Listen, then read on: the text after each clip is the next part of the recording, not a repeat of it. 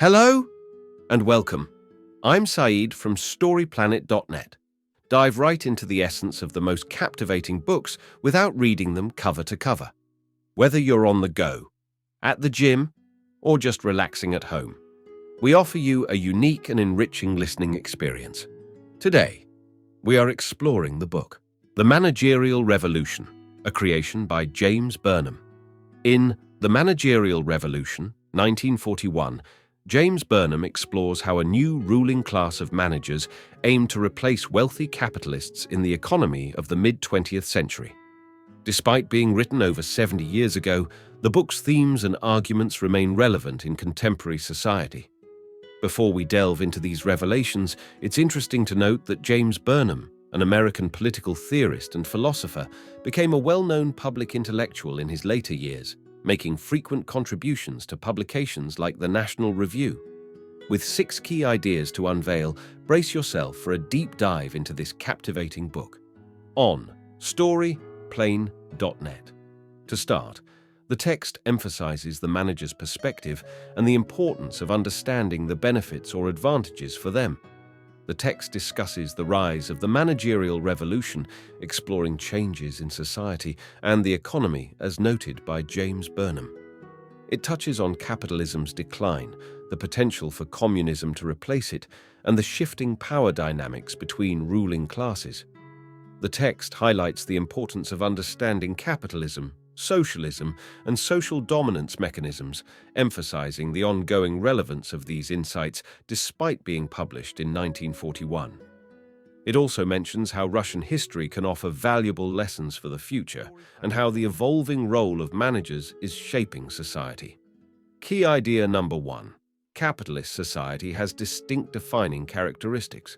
The text explores the defining features of capitalism, such as production for profit, the concept of goods as commodities with monetary value, the use of money as capital to generate more money, and the division of society into capitalists who own production means and workers who sell their labor.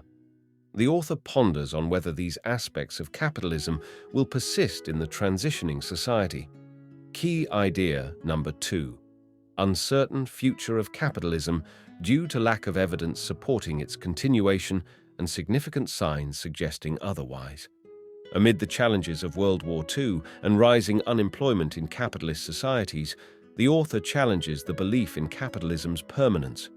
They argue that societal organization and human nature are adaptable, with capitalism being relatively recent. Historical patterns of mass unemployment preceded major societal shifts, suggesting capitalism's potential demise and the need for significant societal change. Key idea number 3. The failure of communism in Russia shows that it is not a viable alternative to capitalism in other places. Experts believe capitalism is losing its grip on Western society and communism could rise. Communism entails a classless, democratic society without private ownership of production. However, the difficulty in implementing true communism is evident in the Soviet Union, which failed to achieve a classless society or maintain democracy. The Russian experiment showed wealth disparity and lack of true democracy, revealing the challenges of implementing communism. The idea of transitioning to a new society other than communism or capitalism is pondered. Key idea number 4. In a state-controlled economy, managers are expected to become the predominant class instead of capitalists. The text discusses the author's idea in 1941 that a shift from capitalism to a managerial society was imminent. The transition would lead to managers becoming the ruling class through control of the state-owned means of production. This shift was believed to be happening globally and would not eliminate private property rights like in communism. Instead, the ruling class in this scenario would gain control indirectly through state management rather than individual ownership. Key idea number 5. Organizational and technical complexity have led to the emergence of a new managerial class. In a capitalist society, managers are individuals responsible for managing production instruments.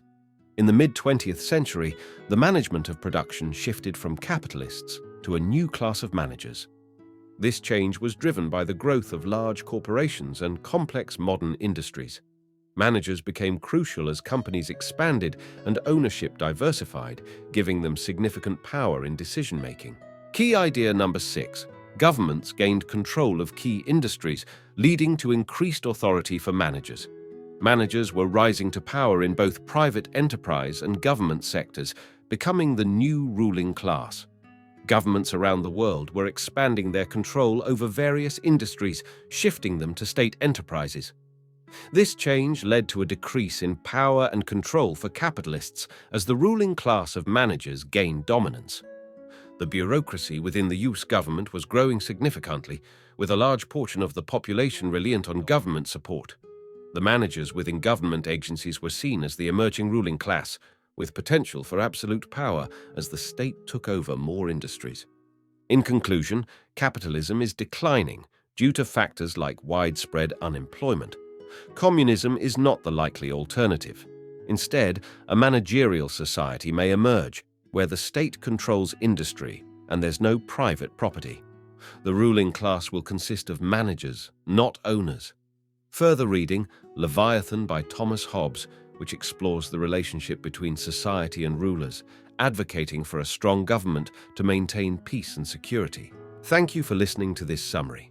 If you enjoyed this exploration, we invite you to discover other fascinating books on storyplanet.net. Don't wait any longer. A multitude of books, stories, and knowledge await you there. See you soon on storyplanet.net.